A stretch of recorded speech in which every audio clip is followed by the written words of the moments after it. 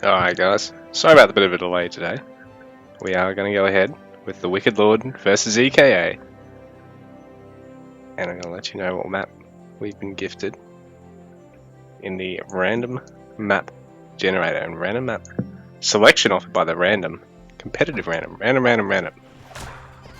Anyway, we've been given Sheltered Pass, so you probably recognize this game from yesterday. We have EKA spawning at the top side of the map as Big Brain 212, his Persian civilization, in the yellow trunks. While in the green trunks, his opponent today is the Wicked Lord, so he's on his Greeks.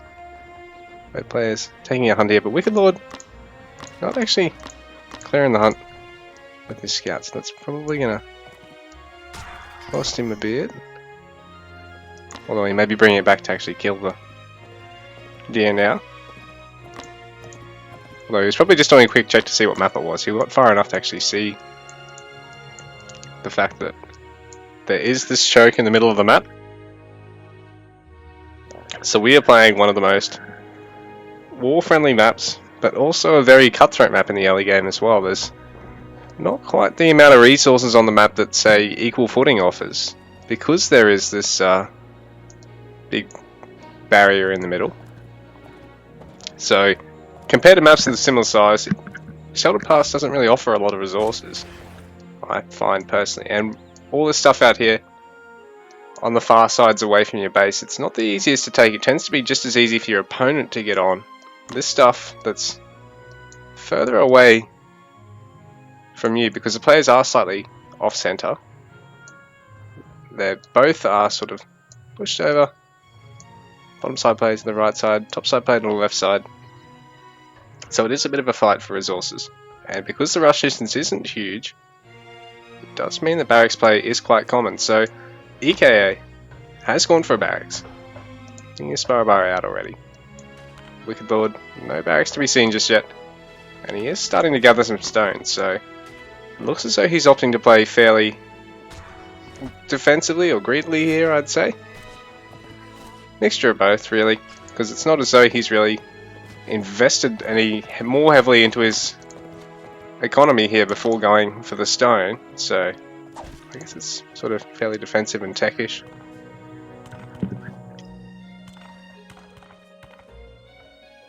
But because he is going for that stone, he's going to be able to get out that quicker town centre than EKA, unless EKA can deal a bit of damage here. EKA getting the house, he's got plenty of population space. He can actually cancel that villager and start up that Sparrow if he wanted to, because that house is going to finish by the time that village is out. So he could actually have a Sparrow in queue by now. But this whole time that village is locking up that chance. Not that it's going to matter a huge amount, because, oh, I've missed this. He's already hit the hunt. I actually missed that. I'm sorry, guys. And I don't think he actually got a villager. Wicked Lord just hasn't been producing any villagers. So Wicked Lord managed to save all his villagers there, but he's actually stopped his villager production. So he's sort of holding himself up a little bit here in a sense, because he's not continuing to produce the villagers he needs. There's a lot of idlers right now.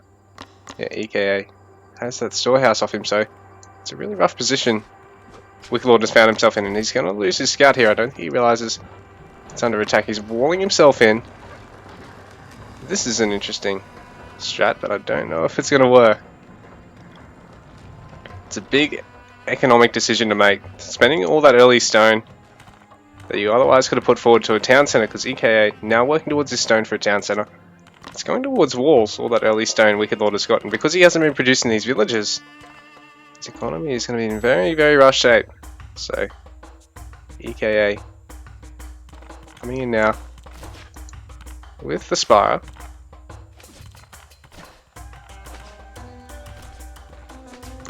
But he's actually just running by because he knows he's not going to get a huge amount of value with this wall up. In fact, there's an even number of spears to his Sparrow.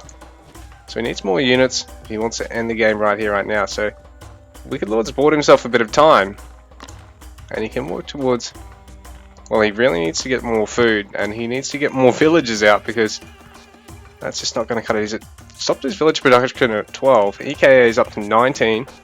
has more in the queue the moment he finishes age 2, so it's a terrible spot for Wicked Lord to be in.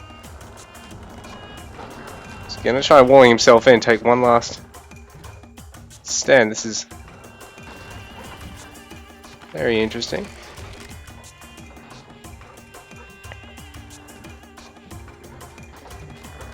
Hey, come on, man. There's no time rewards for this one. What are you doing? He's put the gate in, so he's going to be able to safely... He has the wood. Oh, he needs to actually age up, and he needs to get 200 wood to actually throw down the town center. So he's going to start gathering the wood. This is perhaps the most defensive opening I've ever seen that actually resembles still playing the game. He's perfectly walled in his first town center, and EKA, meanwhile, is playing pretty much a meta strategy here. He's getting his age 2 techs, especially his handsaw, as quick as he can. Second town center fairly quick here as well, so parked all his cows there pretty safely, and I think he did get Wicked Lord Scout there, so he knows these are pretty safe. Just chilling there, not even rallied up near villages. And yeah, EKA is gonna have to now overcome Hypaspis and break down this wall of the Wicked Lord. The Wicked Lord is in no state to push into his opponent. Right now he's behind economically by a lot, and now he's throwing down a guard tower when he really could have gathered another 50 wood and thrown down a town center. And I think if he had have done so, he really could have found his way back into this game, but I'm not too sure if this is going to be the decision he should be making, because right now he's not even going to be able to play catch up in villager production, because EKA already on the second town center, 25 villages. His eco is going to be much bigger than the Wicked Lord's.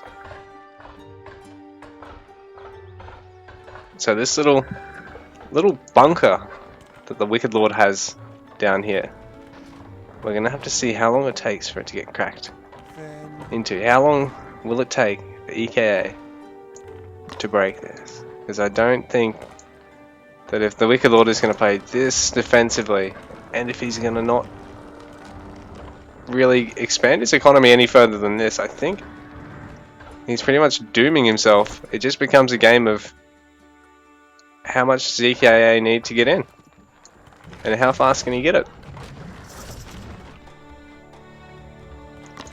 The third tower going here for Wicked Lord. This is ridiculous. He's committed 150 wood. Committed 300 stone. He's basically 3/4 paid for a town center, but instead, nope. He's spent. Yeah, okay.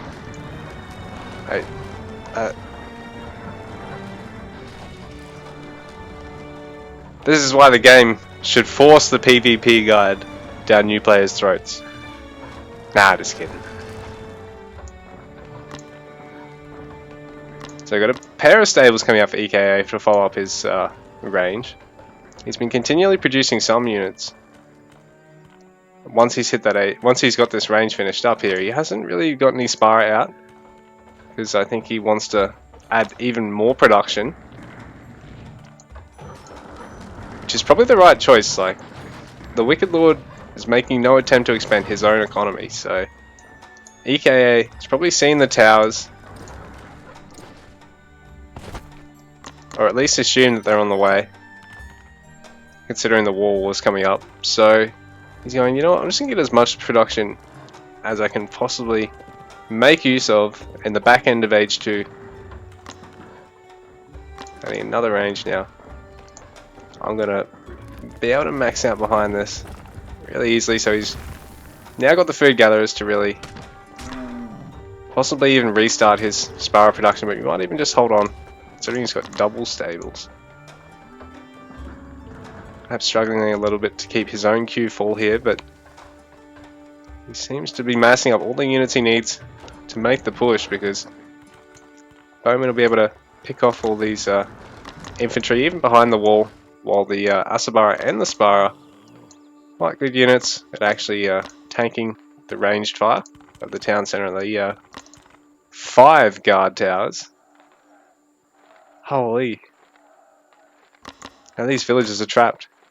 He can get them out though, like he can garrison them in here, garrison them out here, but I don't know if he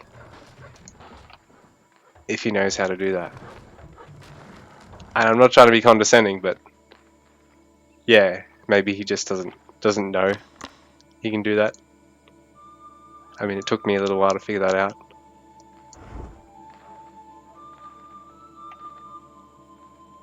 These guys all look cool. Grove Street for life.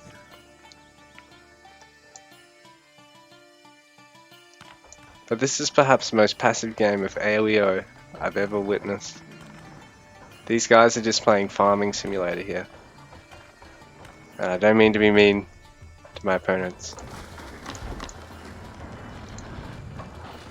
The Wicked Lord has restarted his villager production. Woohoo! We are now up to 14 villagers from the Green Greek player against 54 from our Yellow Persian player. And EKA is deciding, you know what? I haven't even scouted you. Actually, he sort of half has. I didn't see a scout on mine pick up that. I haven't scouted everything, but I'm pushing in. And these bowmen, perhaps not so many bowmen are going to be necessary. Perhaps more Spara, more Asabara for actually sacking buildings. But does the Wicked Lord have enough? Man, it's a scary view here from here up in the towers. Like, look at all this, man. Can you imagine just standing there and seeing this? That wall, as PF2K would say, is not long for this world. And neither is the Wicked Lord's defenses. Okay, even trying to micro out a low Asabara. That was really cool to see. He's going to lose a bowman. Is he going to micro this one out? No, he doesn't. The first tower goes down. Second town center coming up now for Wicked Lord, and he's put in this little defensive wall. This is like watching my dad play against an AI he's not fast enough to beat. You know, he plays just like this, but eventually he goes, you know what, bugger it, I'm sticking to medium AI and never going past that, and then I can play my funny little turtle opening as much as I want. And so Wicked Lord has somehow managed to pinch this strategy off my dad, and I don't think it's worked out for him because EKA has flooded into his base. He has so many units at the moment. I think I'm going to have to call this one. Otherwise, we're just going to be watching buildings getting raised here.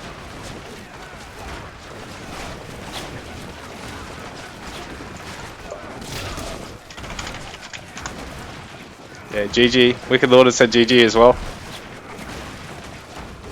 It's all over. Siege Workshop going down here for EKA. I feel a bit sorry for the Wicked Lord.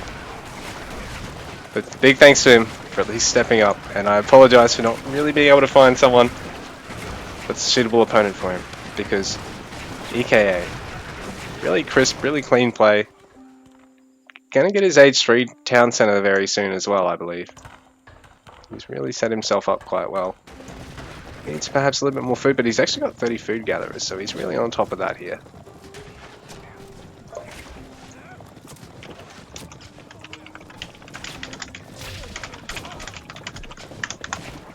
Yeah, I'm gonna call GG there. Admin win that one. In favour of EKA. Because the Wicked Lord just doesn't have enough to defend. He's been overwhelmed. Well and truly. We're going to go to game number 2 now.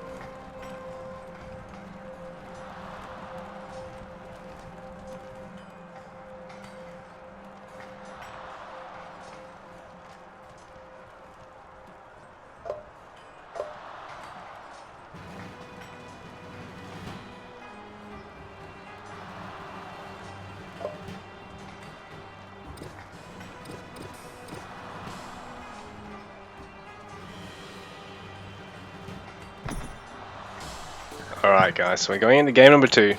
An unchanged civilization and colour matchup here today. With the Wicked Lord braving EKA in this epic best of 3.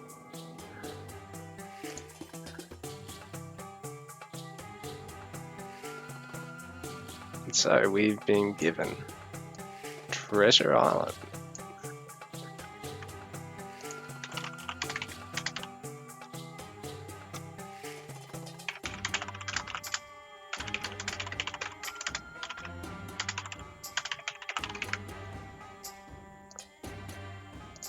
Sorry guys.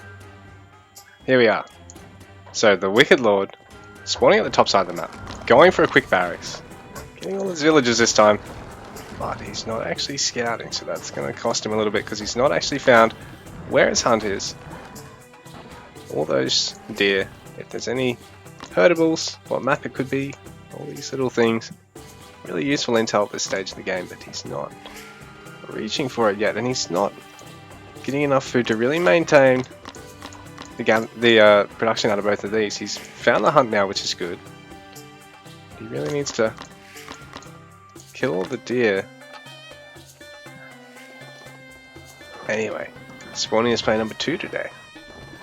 We're pretty much the standard of standard aggressive openings. We got EKA as the yellow Persian player today. Is that number 1 lined up properly? Yeah, it is. Okay. Sorry about that. So we've got the barracks coming out for him. It's a little bit slower than the Wicked Lord's, but like I said, the Wicked Lord, he's not gathering what he needs to be gathering here. He's going to need to eventually start getting a little bit of gold. He's going to need to gather more food than this to maintain his spearman production, and he's already gathering stone. Perhaps a little bit too early to throw up another little meme war like that, but I don't know if it's really going to be of much value if he does it. So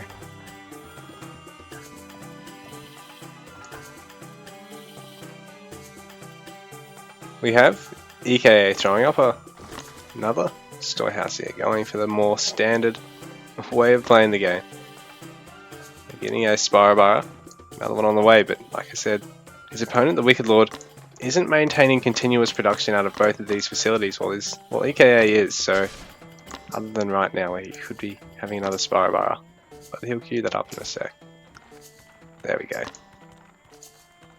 Ah, too many villages, EKA. I keep telling you this and you don't listen. Cancel these and queue up another Spire before this one. What? And the Wicked Lord, man, come on, maintain this production, guys. I'm gonna get the whip out in a minute. Need to get you guys gathering properly. Need to get you guys spending properly. We're gonna fashion you into top level PvPers in no time. EKA getting hunting dogs, so this is good. I like this. The Wicked Lord scouting out EKA now, and this time I don't think he's gonna throw his scout away as willy-nilly as he did last, so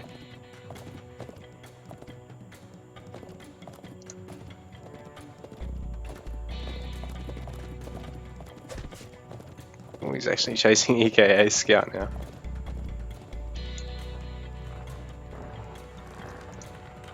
Oh my goodness. First, we had the Great Wall of Death. But now, we have the Great Box, the Great Coffin of the Wicked Lord. At least this time he's actually got some space to build some stuff inside it, but at the same time, this is a huge stone investment. Like, let's have a look at this. I can't actually mass select because this is not the editor. If this is the editor, I could mass select. It would be glorious. You guys have no idea how good the editor is at that stuff. So anyway, let's add this together. Let's do some quick maths here. So we got, well, that makes 31, 39 bits of 3 stone. 40 by 3, so he's put 120 stone into his wall already, and 50 wood because of the gate. So the Wicked Lord's made a huge commitment. This time he's getting loon though, so really good tech, really smart decision making we see today from the Greek player, or the Persian player. EKA Oh, he's just had some cows stolen off him. The Wicked Lord has done it. He's pinched his opponent's cows. How will EKA respond? How will EKA respond? Oh, I don't think he cares. Maybe he doesn't care. Okay, this is interesting. Is he going for a forward 8-10? He's going for forward 8-10. Actually, he doesn't have 8-10 yet. EKA, come on, man. Where is the 8-10? Thank you for the subscription, Rokortera. And thank you for your long-time support. It's always good to have you tune in, and all you other long-time supporters. Now EKA has queued up his 8-10, so it is here, just in the nick of time. Just as the storehouse has already been placed down and it's been scouted. So there's no way in hell this is going to get sniped in a game where Wicked Lord actually has his spearman out here aggressively. Oh, no, here we go. His plans have been thwarted. EKA with the response though, he pulls out the villager immediately, and you can see the aid tent proving to be super crucial here, topping up the villager a total of 2 whole health then. While the storehouse, there's been tons of value here. Actually no, not quite. It's really only been the reason for a single spear. No, 2 spears, taking a couple of shots here. Actually, this guy's snare locked. Oh no, EKA is not going to chase.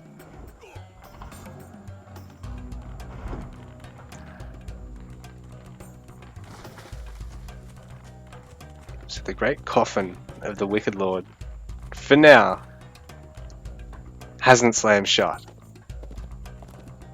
But EKA is just going all out here with Mass Spara. H2 kicking in. He's got the gold to get Spara Champ too, so this is perfect for being able to fight against a Greek player who's just being stubborn and going to play around towers and hypospis early on. Or something of that nature. Towers and spears. Even better if it's towers and spears, because if it's towers and a hypospis, you either need a lot of Spara Bar or you actually need to start teching and get Bowman yourself. But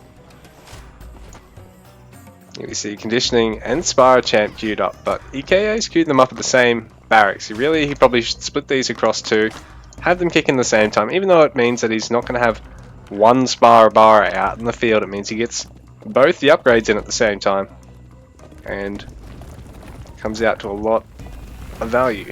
He makes a very, very strong push with that power spike. And even if Wicked Lord was playing at full economic capacity, a build like this unscouted, you know, when you're playing blind macro or just a blind build in general, it's very hard to hold out. And the Wicked Lord, he's even late on his towers compared to last time. He's getting his wood now. He's already banked 700 stone there. No second town center out. None of his 5 towers out yet. So he's playing this one a little bit slower than he did last game. And EKA in the meanwhile, just mass Spara. So we have the highest of high quality games right now. And casters. What? So the wall is going down. 2 out of 50 Spara are attacking it at once. Oh no. The Wicked Lord draws first blood. Wicked Lord right now taking a very cost-effective fight because he actually has a TC fire and just about as many units attacking here. Well, EKA is, yeah, pretty much in the worst fight he could here because he's not actually focusing down the wall at all. He's just working through the spears, but saying that eventually the Wicked Lord's going to run out of units here. He's actually producing a few villages. He's up to 19 villages to EKA's 33, so this game, the Wicked Lord, the villager count is a lot tighter. And by tight, it means he's only down by double instead of triple. But now the wall goes down. Wicked Lord's barracks, second barracks instead of a range, interesting, is going up, but it's just, I don't think it's going to be enough. Everything is dying. EKA is through. There's only 16 villagers left. There's no army. There's a single spear out in the field to face 54 Spiral.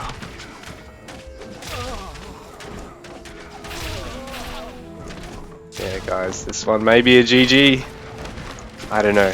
Possibly? Yeah, I'm gonna call it at that.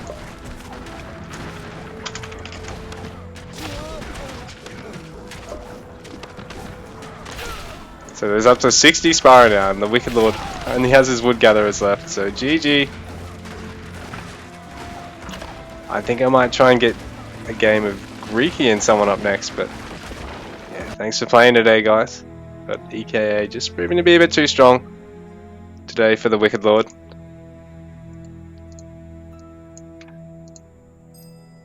And I'll see if we can get some more action going on. Greeky was messaging me.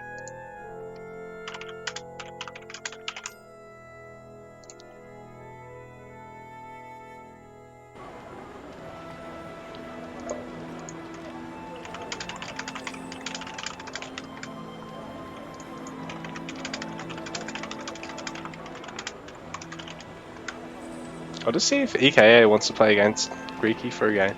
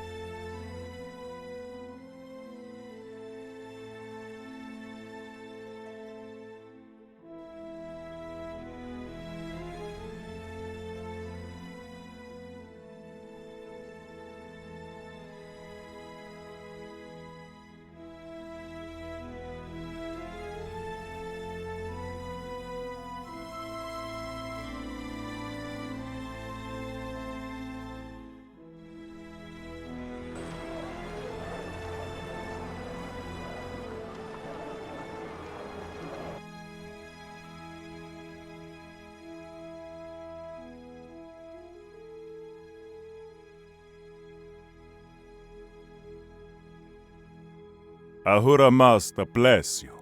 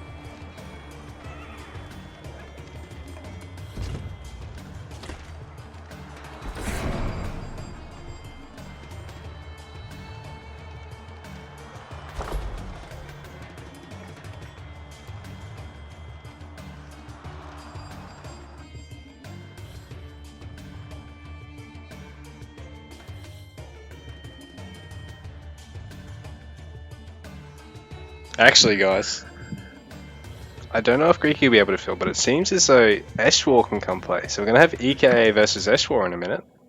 Just bear with me, and I'll get this one all arranged.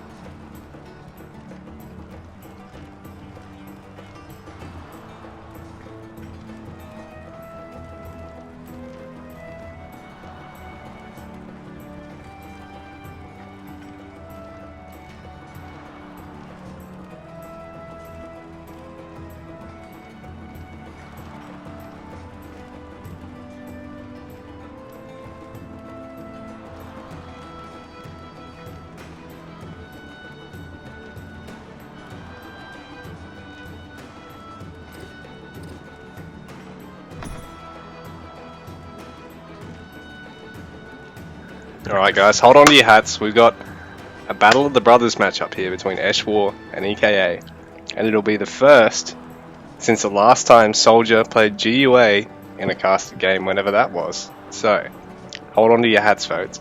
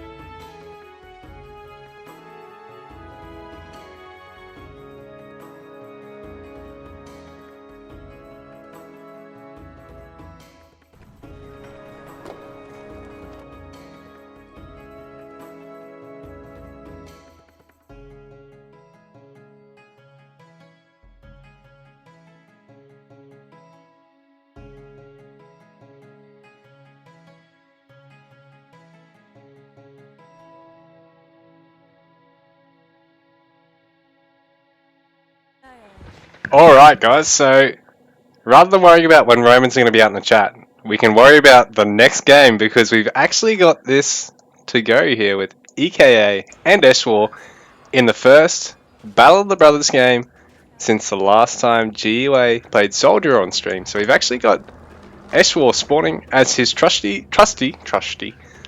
Persian, Persians, Egyptians. I'm just getting ahead of myself. EKA's on Persians, Sean. Silly bugger. Anyway, Eshwar spawning as the green Persian player today. Persian, Jesus. Egyptian player today. He's on the bottom side of the map. And yeah, does he actually have any other civs? Can I switch this to... Yeah, if we go to his civs, Eshwar is through and through an Egypt main. And he's damn good at it. Anyway, his opponent today, his brother, is slightly newer to the game, I believe. Or at least to PvP. EKA, spawning on his Persians. He actually is Persian today. Not Egyptian, he's Persian. He's yellow. And he's getting a barracks already. Eshwar in the meanwhile seems to be working towards the dock, I suppose. He's only, yeah, he's gone to 4. I suppose the dock. EKA pinching those sheep off him. Yeah, barracks here for Eshwar, for EKA already, sorry. Well, Eshwar, yeah, he's going for the dock. He's pulled a wood gatherer. He's actually started his stone gathering as well. EKA having scouted this out. So Eshwar has seen the barracks now already. So they're both aware of what one another's doing, and EKA is actually preventing the dock from being thrown down here. So Eshwar being denied the opportunity to throw down the dock. He's actually going to give up for now. I wonder if he's going to turn around as soon as he thinks it's safe. He's bringing back the village the whole way. Might commit to just going... Yeah, he's not even going to take the dock now. So EKA's Spire is going to come in. Eshwar's scout's already there to see this. And EKA a little disappointed he can't interrupt a delayed dock from his brother. Eshwar, right now, is trying to prevent this Spire from making it through with too much health. And Eshwar's already pulling all 5 of his wood gatherers. Now he's not actually gathering any wood till he goes... Oh yeah, here we go, he's gone straight back on the variable. So it was so clean how he got these guys out over here and got Stone Gatherer out over there. But I suppose the beauty is, these guys, if it wasn't for me, would basically be playing in 0 ping. That it'd be more or less a LAN connection, because I'd imagine they're probably just in opposite rooms. So the Templar Ra finishes up here for Eshwar. His Age 2 is kicked in. EKA's in queue. He's also getting hunting dogs. And he's got control of the water for now. Not complete. He hasn't actually taken it. But he's got units on the perimeter. He's chipped down the storehouse there. So Eshwar, at the moment, marginally behind in the eco, in the score. But he's got his second priestess out already. So that's good. She's not actually empowering, so that sucks. But at the same time, at least she's out in the field. Usually I forget her until my second town center's already finished. So kudos to Eshwar for a really good fluent play there with that. EKA in the meanwhile, his second town center's just finishing up. He's still just getting the wood and the stone for it. I mean, his second Age 2's just finishing up. He's still getting the wood and the stone for his second town center. And yeah, Eshwar's second town center very defensive here. Bit of a throwback to Mr. style play. Chucking it straight on his gold mine. On Egypt. Empowered already. And they can always put a third one right up here and just play the ultimate defensive triangle. Quick Age 3. EKA in the meanwhile, going for the dock. And I have to say, I think this is a really smart choice. There's a lot of food here up for grabs. Each of these is 1,000 food. And your docks your fishing ships gather it really, really fast. So, and it's an alternative production queue for your economic units to your town centers. So, keep all those facts in mind, guys, especially when playing this map, but any water map.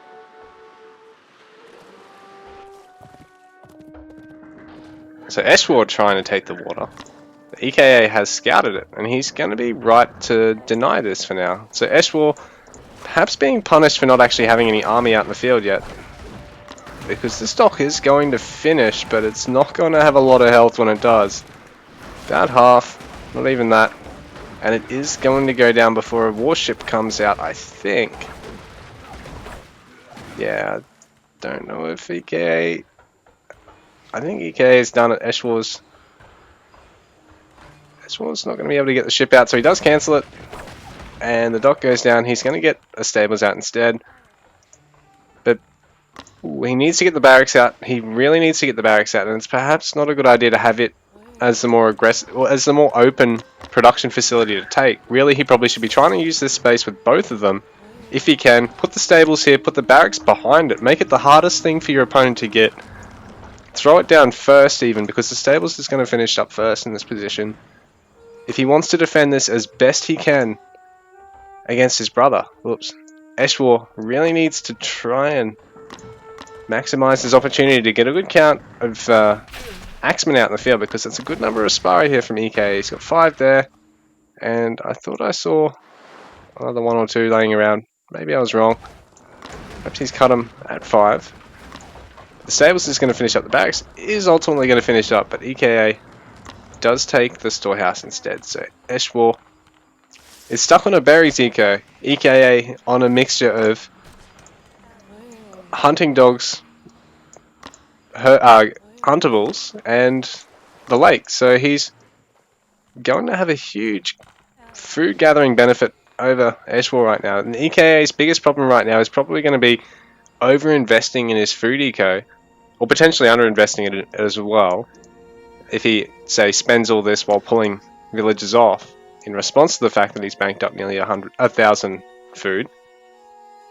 Eshwar forced to take a really risky storehouse here. He's going to try and get a dock out if he can. EKA hasn't seen that villager, so I think this is going to be the perfect spot for Eshwar to get this dock up. But in saying that, if either of these gets scouted, the other has a 90% chance of being scouted. Look at how close these two things are. How open the space is between them. So, ooh, EKA actually spots it. So, ooh, that's not going to be good for Eshwar. He's sending the warship already. Eshwar in the meanwhile, getting Temple is set, getting his stables. I mean, got his stables, but he's got a handful of axemen. Other stables. So age 3 going to come out from him relatively quick. EKA in the meanwhile, well, he's not doing too badly, but like I said, he's really banked up that food. And villager counts are 41 to 34, so Eshwar actually has the lead there. He's had more consistent double villager production behind this.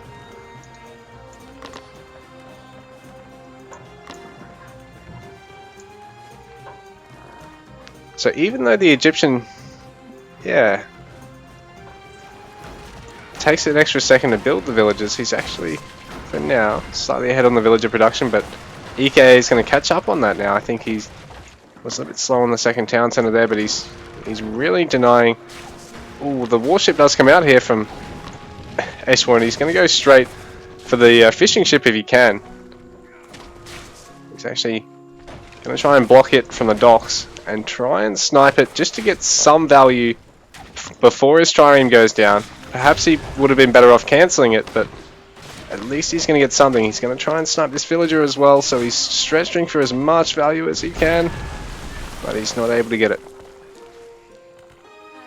So the trireme ultimately probably being a bit thrown away there in a sense, because EKA is just going to be able to replace that for another 100 wood, and that trireme cost Eshwar Ahura Mazda 250 bless. resources overall, I think, is what that works out to. Thank you for the follow. And H3 in queue for EKA, but Eshwar's already got his out. His third town center isn't out just yet, but he has chariots on the way. Getting camel champ as well, adding another stables. So he wants to play extremely stables oriented, and I wouldn't be surprised if he sneaks in Axeman champion and then throws a barracks or 2 down after throwing down another stables 2 after this. He's at 4, he probably wants to hit 5 or 6, and then maybe ramp it up to 2 or 3 barracks. Really have a nice composition to force the Persian to have to play around a lot of different production facilities. He's going to have to add stables, add ranges, add immortal camps, possibly even add barracks. You know, there's a lot of production facilities that civs like Egyptian and Celt can force other civs to have to produce in response to them, and rely on that fact to eke out a small advantage. And if the specialist civ like Persian or Greeks, for instance, if they mess up the production facilities as well, it can really hurt their ability to take mid-game, late-game fights until they recorrect and get the right production facilities, the right units out.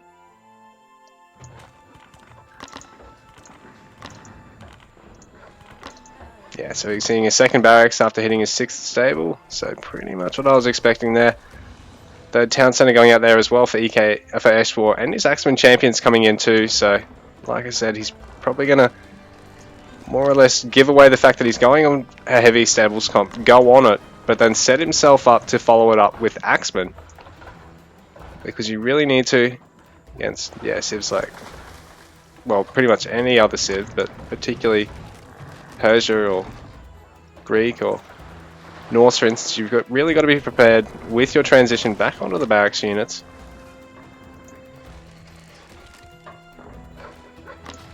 So the armory coming in for Eshwar as well. So both of these guys haven't really got a lot of armory upgrades, considering how passively and how gridly they've been playing. Double armory coming up now for EKA, but he just needs to get another villager on that. I think his stables villager might be going for that though. No. Yeah, I'm sad now. So neither of these players really opting to raid one another yet. They're both just kicking back, waiting for mid-game for now.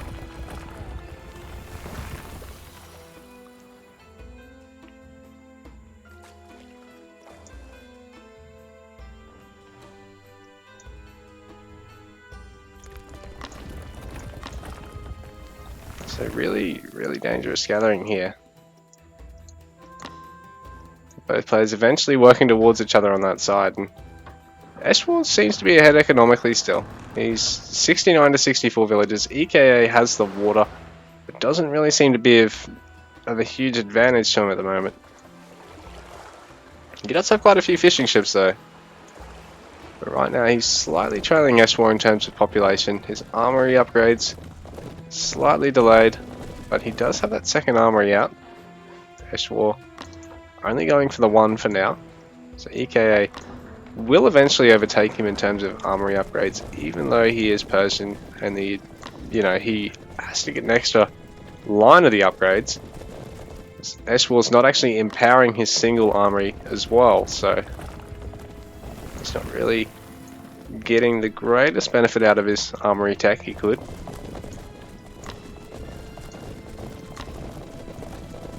Big force of mounted units here for Eshwar, so quite a hefty amount of population for a bit of a hit and run army too, if you think about it, because all these chariots, they are 3 pop units, all the chariot camels 2 pop. With the recent balance patch, these camels have actually got extra melee cavalry armor. That .2 armor is actually going to be a big benefit against Asabara with champion or champion lancers. Units like that normally really shouldn't be able to take those fights, but just because camels didn't really seem to scale quite as well as the other cavalry before, for anti-cavalry, they really would only trade quite evenly against fully upgraded, or at least champion upgraded units they were supposed to counter. So it's nice to at least see Egypt get that little bit of love there without it really being too strong. But Eshwar having to flee right now, and he hasn't actually got anything in the queue, so he is sort of just floating stuff. Right now, he's got a bit more army on the way. He's up to 75 villagers. EKA at 75 as well. So 75 apiece eco-wise. EKA with a handful more eco upgrades. Eshwar getting his age 3 range damage. EKA no upgrades in the queue just at the moment, but I think he's going to get onto that. There we go. So he's got iron smelting on the way. Sorry guys if I'm just that little bit faster than the players. That tends to happen when I'm casting people at this sort of level of play. And then when I'm casting people at the top level, I just can't quite keep up. I wonder why that could be. So we've got more stables on the way. 9 stables here for EKA, an impressive count for him. 1 range, 1 racks. He doesn't seem to have any immortal camps out yet, so that's just sort of the fact that he has one of only each of these means the fact that he really does need to get some more mortal camps to eventually back this up, I think. Just because, yeah, he will see a push with spearmen or axemen or slingers, depending on what Eshwar needs to take a fight into this all-mounted unit Persian composition to really tip the scales in his favour. Because he is introducing a couple of axemen champion. So they're a nice general unit. But he sort of can't lead the fight with them. Ooh, so the Sparrow coming in to Eshwar's base. EKA missing that gold mine with 15 villagers set well outside of TC range. He's going to think about pinning back. But no, he's going to try and take out the stables. But it's a little bit too late. Too late here. But he did also catch the axeman heading out. And he's in a nice spot to do a bit of damage to his opponent. Whereas Eshwar really caught on his doorstep, just leaving the front gate. And he's left it open. Be interested to see who wins this fight, because Eshwar's basically run everything on top of EKA right now. They're fairly even in terms of pop. These camels are going to be really useful against this army, because they're really only going to be struggling against melee now. Particularly in age 3, I think they're going to be of quite a good benefit. Once you get champion on them, they get that little bit of... They get health and the range damage counter, so... Eshwar just deleting the single axeman left in that, so he could actually rally all these units out as quickly as possible. He wants to deal a bit of damage to his opponent. And he's setting up for double market here, but EKA has already got his spears over here. EKA actually missing this, but he's trying to push deeper than that. He wants to hit something, buildings-wise, I think. And he also wants to try and lure Eshwar around, perhaps, while he sets up for another ranged hit over the other side of the map. In fact, he's streaming a whole bunch of Asabara in. I don't know how this is going to go, though, because that Egyptian comp is a little bit bigger in terms of population. And there's nothing to really help these Asabara tank through this or cut through these camels at the moment. So they all just go down. The chariots, which is what the Asabara really probably should have been focused on, were safe at the back, but in the meanwhile, Eshwar has nothing really to defend at home. He's having to bring his whole army back because EKA bought himself that time. He's focusing down this TC. He might even get it. So Eshwar's third town centre being sniped here by EKA, and a whole bunch of villagers just left stranded. EKA deciding, I've got to get out of here because the army is following me. So he's going to kite him. He's going to make use of the fact that the mounted archers are going to be able to get the first range shot off, but he does stick around a little bit too long. Tanker shot himself. Waiting on shield trust to kick in. So both players really need to make use of the ranged armory upgrades at this point. And EKA hasn't actually started, Eshwar hasn't actually started on any of his age 3 upgrades.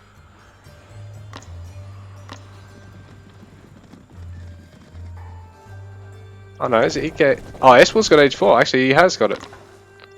Eshwar's taken age 4 behind this. I didn't realise that. So he's getting his 4th town centre. He's throwing that down. I take back what I said. Eshwar and EKA are better than I am.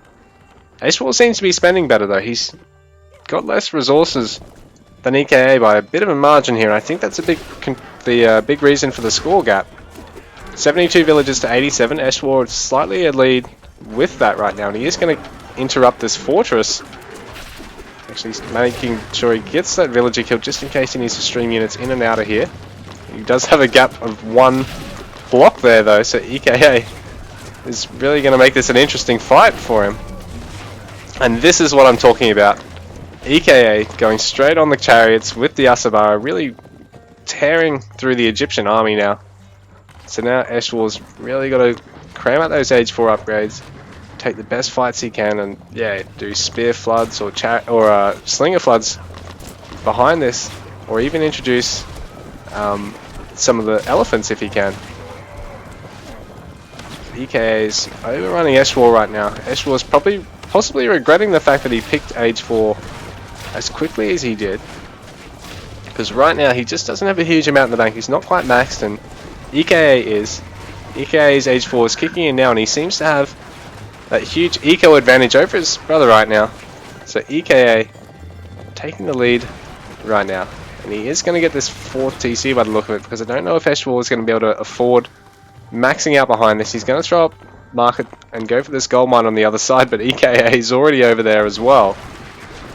So EKA's Age 4 on the way as the 4th town center for Eshwal goes down.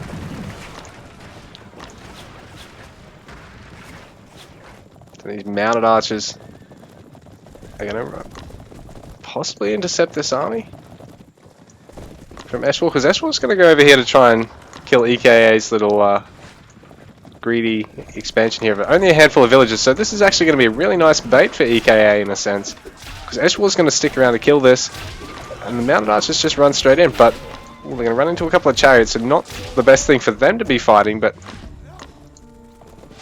And there is no Asabara in to support these guys, so EKA does decide to back off, but tail the army ultimately. He's going to run back down here because he's already pushing into Eshwal's woodline again. So EKA has a huge resource advantage over Eshwal at the moment. Eshwal down to 66 villages, EKA down to only 62, but he's got the resources to be able to afford playing like this off such a small eco at this point. His Age 4 is kicked in now. He's even got a cataphract in queue. He's queuing up cataphracts now.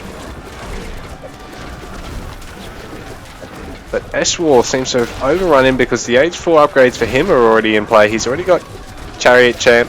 There's no Man at Archer Champ for EKA. So Eshwal does still have the Armory upgrade lead over his opponent here. He already has the Age 4 melee damage, and his Age 3 upgrades are all sorted. EKA just has Age 3 upgrades. No damage for Age 4 for Eshwal just yet though.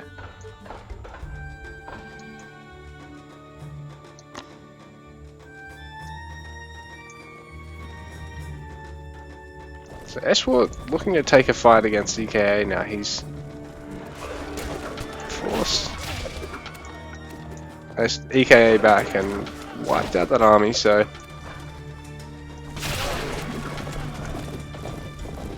EKA, I don't know where he's got his army. He's got a few units here to defend, but those cataphracts do take up an extra population though, so that is gonna reduce the size of his army ultimately.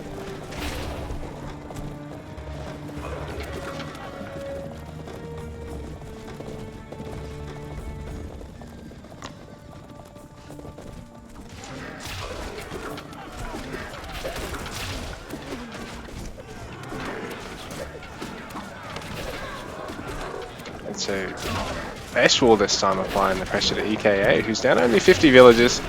Eshwal's still only on 63 himself, and Eshwal's army is going to get cleaned up here in the end. He's bringing the rest of his army back, so both these guys playing quite a passive game.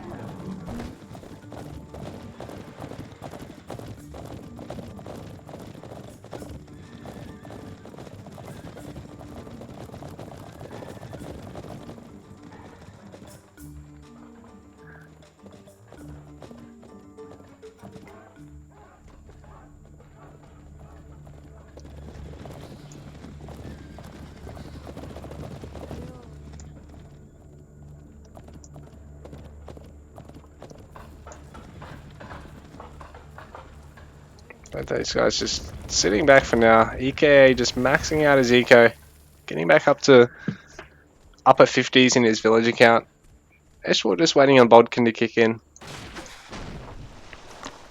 Eshwar being denied the opportunity to get on the lake once again.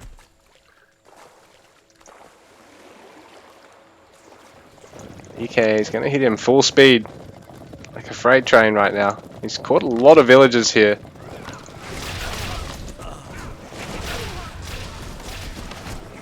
Holy, that's a lot of them going down actually. Eshwar is dropping down to 51 villagers from 66, so losing 15 in total, and caravans are still going down too, so dropping to 50. EKA really hurting Eshwar's eco right now. He's got a lot more in the bank too, so he can really just trade a fight or two, and as long as it doesn't go too poorly, he's really going to put the Egyptian on the rocks here. Eshwar just doesn't have a huge amount of resources to match EKA bank-wise, so as long as EKA doesn't take too poor of a fight here, he can definitely seal the deal here, but Eshwar still has that slight armory upgrade over him.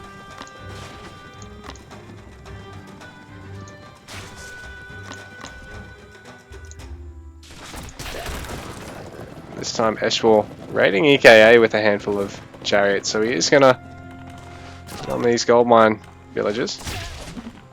Get a few kills there, force most of the army back.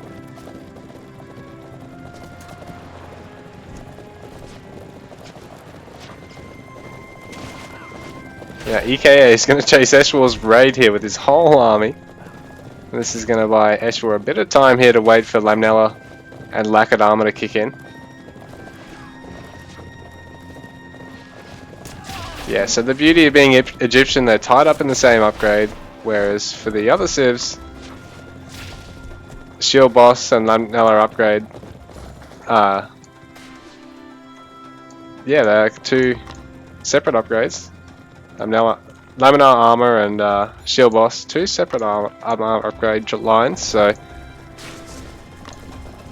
full upgrades here for the Egyptian player. The Persian player still definitively ahead on score, because even though he doesn't have these full Age 4 upgrades, he's got a huge bank.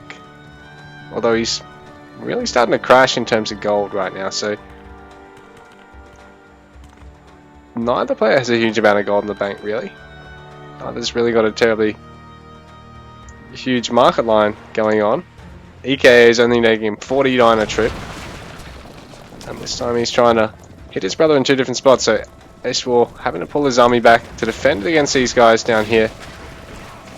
There's even a Mangonel Galley attacking the town center. It does go down, does not before getting a couple of shots off.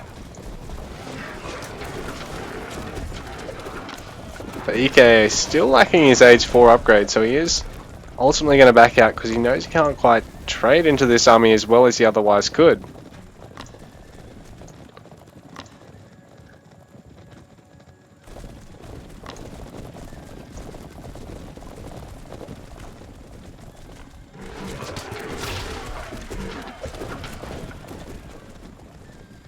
That storehouse just got deleted. And these ships, they're on the run. They're on the run. One of them gets deleted, but the rest of them do make it out of there. And EKA, oh, a bit of a misplay here. He's running his army straight past Eshwar's. He's going to lose a huge number of his units there, particularly his mounted archers. So right now he's down 24 pop. Eshwar's only down by about 10, and he was down by that before he even went into that engagement.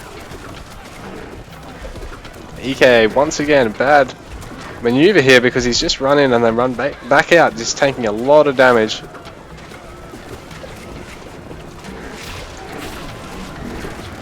Eshwar, even though he's flat out of gold, EKA is out of food now. I think he's dumped it into his gold to try and get mounted archers out. So Eshwar's really finding his way back into this game. Just with the camel chariot build. Really strong way to play now, particularly that it's actually been buffed with the camel buff. So you've just got a really nice front line now against other cavalry like never before. Eshwar's going to hit the button here, I think. He's going to push. He's going to try and break EKA. These camels going to clean up all these mounted archers. don't know if EKA has enough to defend here because, oh, he is raiding with a handful of his Asabara, and villager-wise, Eshwar is down to 22 villagers, EKA is only on 27. Both players have effectively gutted one another's economies here. So it's a race to see who runs out of army, and Eshwar does have a bit of an advantage there, but EKA has mustered up quite a few forces behind this.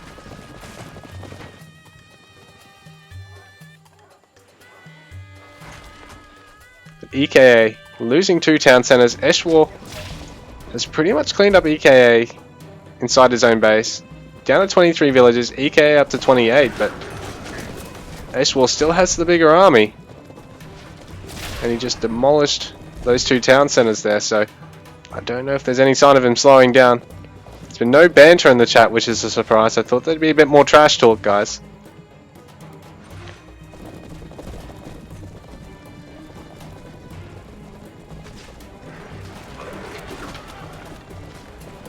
Eshwar just poking at a house now. EKA pop capped, so he's going to have to force out some houses all over the map.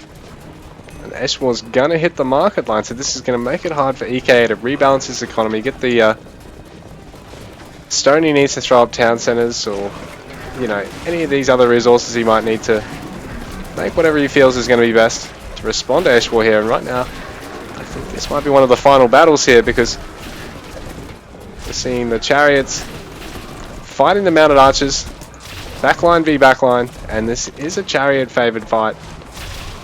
Mounted archers are much more of a specialist unit, whereas the chariots, they're just a good general damage unit, general assassin. They're just really weak against any anti-range counter, which the mounted archers unfortunately aren't. But Eshwar is pretty much broke, so he can't really max out a force behind this, so EKA actually in a slightly better spot there, and even though it's pretty much sacked his market lines here, he may just be able to hold out yet.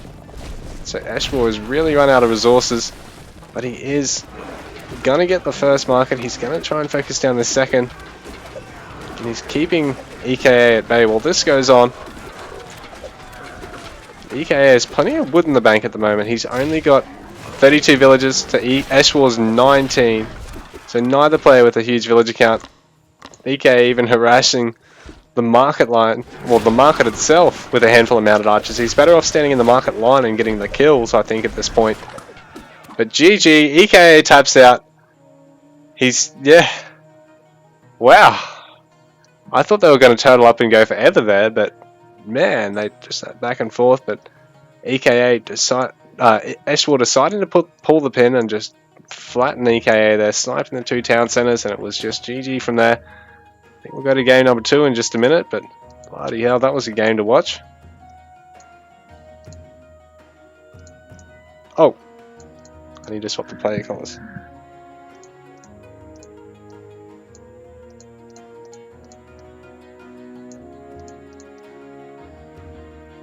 Yeah, that'll do. That'll do. Alright, so we're going to go and see how our players are doing. Might just take a quick break too, and be back in a minute. I'm getting a bit thirsty.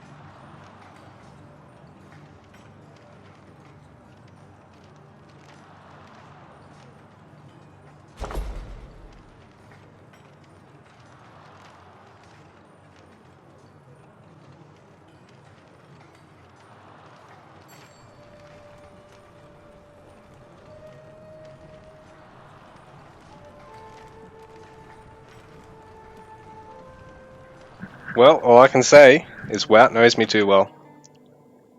And so does Pharos. Anyway, we'll be underway in just a second.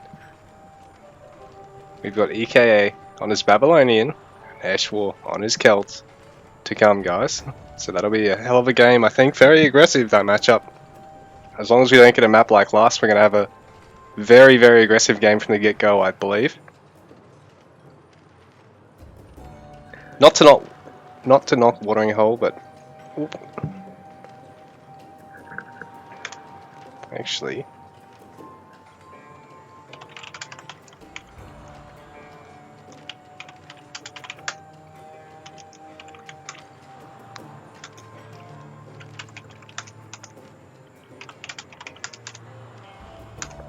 I think EKA actually has to step out.